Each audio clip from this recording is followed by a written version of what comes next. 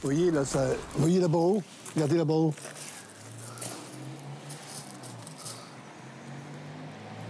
C'est quoi? Ben, regardez les ferrures qui rentrent dans le mur et que le mur, le pignon s'en va, il craque. Il n'y a pas que le pignon de l'église qui craque. En fait, il y a des fissures un peu partout. Cette église du Nord-Pas-de-Calais date du XVe siècle. On l'avait surmontée d'un clocher à la fin XIXe. Interdit au culte depuis 1978, son état n'a pas cessé de se dégrader. Nous sommes rentrés à l'intérieur de l'église avec le maire et l'un de ses adjoints pour constater l'étendue des dégâts. L'intérieur, vous le voyez, est dans un état lamentable. Celui-là est foutu. Un morceau du plafond s'est effondré il y a quelque temps. Des fissures partout et voici tout ce qu'il reste de la sacristie. Pour sauver ce qui peut encore l'être, on a rassemblé des morceaux de l'autel et du tabernacle.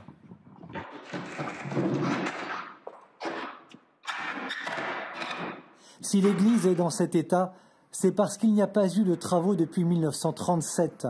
La commune de 470 habitants n'a pas les moyens de restaurer quoi que ce soit. Budget trop petit. État, région, département jouent la carte du silence. Résultat, parce qu'elle est devenue dangereuse pour les passants, le maire, la mort dans l'âme, a dû prendre la décision de détruire l'église. Ben, c'est très triste. Et c'est une décision très difficile à prendre. Parce que c'est quand même une partie du patrimoine de la commune qui s'en va. Mais vu les frais de remise en état... L'une des deux églises de cette commune va donc bientôt disparaître.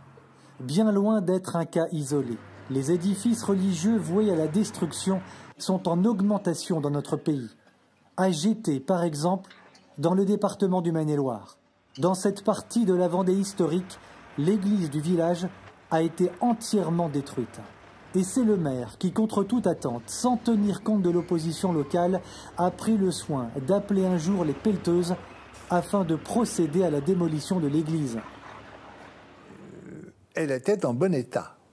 Elle était en bon état. Elle était unique. Elle était unique. Il n'y en avait pas d'autre qui ait une pareille présence dans la commune. La commune de Gété est une commune relativement simple, relativement banale dans ce cadre agricole. Elle avait un édifice important qui faisait marque, qui lui donnait de l'honneur, de l'importance. C'était l'église.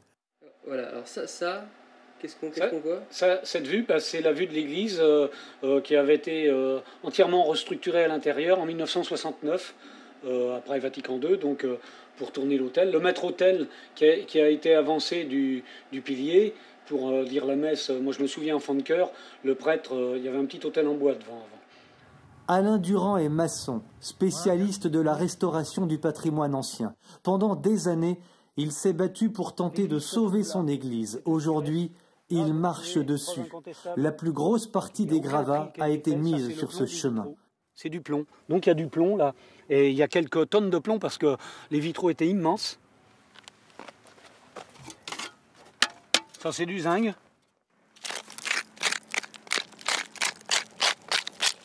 Voilà, un morceau de colonne en granit rose de Saint-Macaire.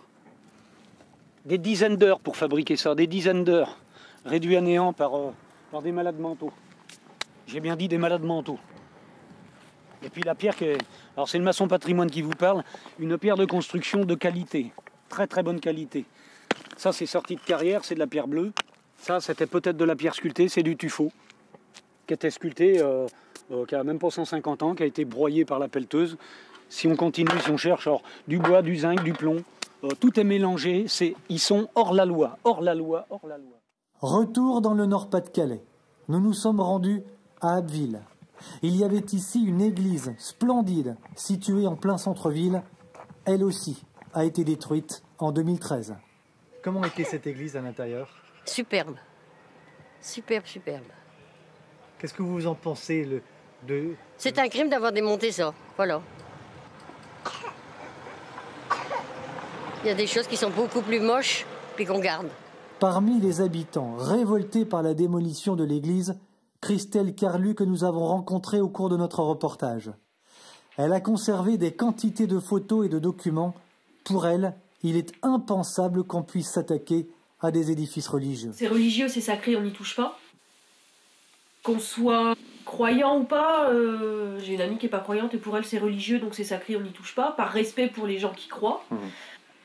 Moi je l'ai toujours connu, c'était mon église et sans l'église, le quartier il a pu son âme, quoi. Enfin...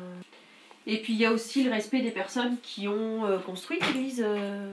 Enfin, il y a eu du travail autour de cette église, il y a des gens qui l'ont construite, voilà.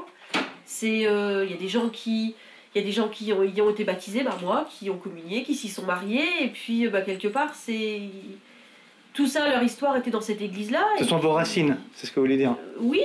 On aurait dépensé au moins 350 000 € pour détruire l'église Saint-Jacques d'Abbeville. Pour justifier ce massacre, la municipalité a annoncé un chiffre invérifiable. 10 millions d'euros pour restaurer une église soi-disant en mauvais état. Destruction de l'église de Gété en Mayenne, destruction de celle d'Abbeville dans le Nord, des affaires révoltantes qui tendent à se multiplier. On a beaucoup d'églises qui sont aujourd'hui menacées en France, alors qui sont menacées directement comme celle de Gété, mais comme quelques autres de démolition. C'est-à-dire qu'un jour, on arrive, un beau matin, on détruit tout, et puis c'est fini. Et puis, il y a la méthode un petit peu plus sournoise, qu'applique beaucoup plus d'élus, qui consiste à tout simplement abandonner. C'est-à-dire qu'on ferme les portes, un jour, et puis on laisse l'église mourir de sa belle mort. Alors vous savez, vous faites ça chez vous, vous mettez plus de chauffage, plus d'électricité, et vous faites plus les petits travaux quand le vent soulève les ardoises ou les tuiles. Grosso modo, en 10 ou 20 ans, c'est fini. Donc en 10 ou 20 ans, vous avez des problèmes de structure, vous avez des fissures, vous avez des fuites importantes, etc., etc. Et alors là, deux solutions arrivent. Soit on a la chance, parfois, d'avoir un nouvel élu ou une association dynamique qui fait des travaux. Il y a des exemples. Mais en général, l'élu dit « Ah, j'aimerais bien, mais c'est en tellement mauvais état, que puis-je faire ?» La solution la plus rationnelle, c'est détruire. Et les gens diront « Le pauvre, il aurait bien voulu, mais il n'avait pas le choix. » Alors qu'en réalité, il est complice depuis 20 ans. Donc, ces abandons d'églises, ça concerne plusieurs milliers d'églises en France. Et sur toutes les églises abandonnées, il est indéniable que beaucoup seront soit détruites, soit laissées à l'abandon jusqu'à ce qu'elles s'effondrent elles-mêmes. Il existe des maires qui, à l'évidence, manifestent un mépris pour le patrimoine et pour l'histoire de leur pays. D'autres, au contraire, se battent pour les conserver. Qu'on le veuille ou non, tout ce patrimoine religieux fait partie de l'histoire de la France et invoquer, comme le font désormais beaucoup de politiques, le coût d'entretien de ces édifices pour justifier des destructions est un argument bien hypocrite. Évoquer le mauvais état de milliers d'édifices religieux en France et le désengagement financier de l'État ne suffit plus à tout expliquer. Il faut ajouter en effet à cela l'aversion manifestement de plus en plus grande d'un grand nombre de politiques, de personnalités politiques françaises pour le catholicisme en particulier. Enfin, dernier point. En dehors de quelques actions locales, si les Français manifestent aussi peu de résistance face à l'effacement de leur patrimoine religieux, de leur histoire religieuse vieille de 15 siècles, c'est en raison de l'effondrement de la pratique dans ce pays. Plus de 50% de catholiques pratiquants il y a 50 ans, autant de généreux donateurs, ils ne sont plus que 4% seulement aujourd'hui.